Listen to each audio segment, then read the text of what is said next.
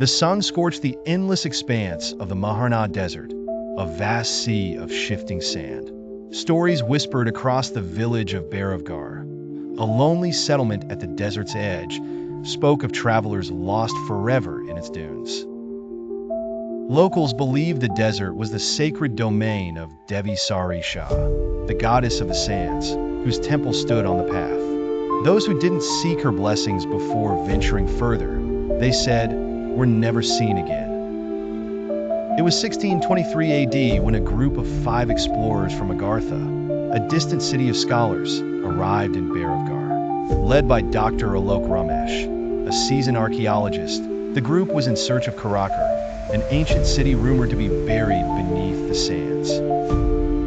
The team included Nandita Mishra, a linguist Samarth Kulkarni, an engineer, and twin astronomers, Viraj and Vikram. Driven by science, they dismissed the villagers' warnings as mere superstition.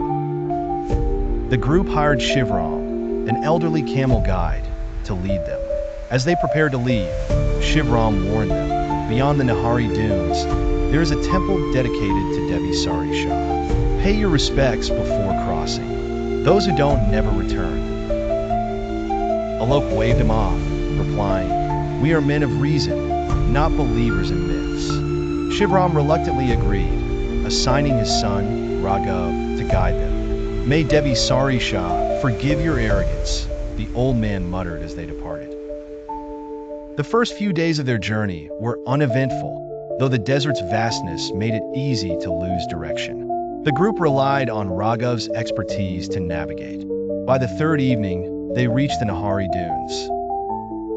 At the base of one stood a small, weathered temple of Devi Sarisha, its carvings depicting a goddess with flowing hair and eyes like the sun. "We should stop and pray," Raghav said. "No," Alok said firmly. "We're close to Kharakar. No time for detours." The team pressed on, leaving the temple behind. Raghav hesitated, but followed, clutching an amulet around his neck. As they ventured deeper, the desert began to change. On the 4th day, the air grew colder, and strange symbols formed in the sand. That night, Viraj woke the group, claiming he heard a woman calling his name. They found him at dawn, kneeling in the sand and muttering about golden eyes. The following day, Vikram collapsed, clutching his chest. "I saw her," he gasped. "The goddess, she's real."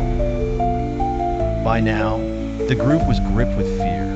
Nandita began hearing distant chants, and Samarth swore the dunes shifted like they were alive. Only Raghav seemed unaffected, the amulet around his neck faintly glowing. "You've angered her," Raghav warned. "This is her land." On the 6th day, they finally reached what appeared to be Kharakar's ruins. Half-buried towers rose from a swirling vortex of sand, their surfaces glowing faintly. At the center was a massive stone altar.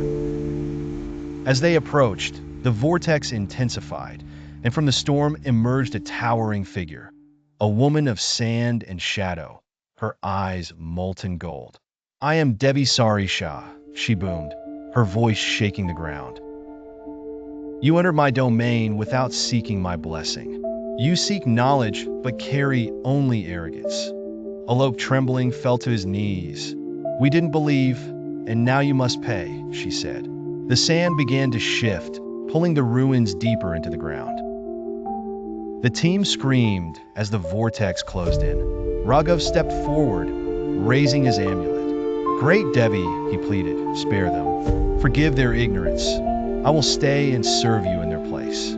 The goddess paused, her form softening. "Your devotion moves me.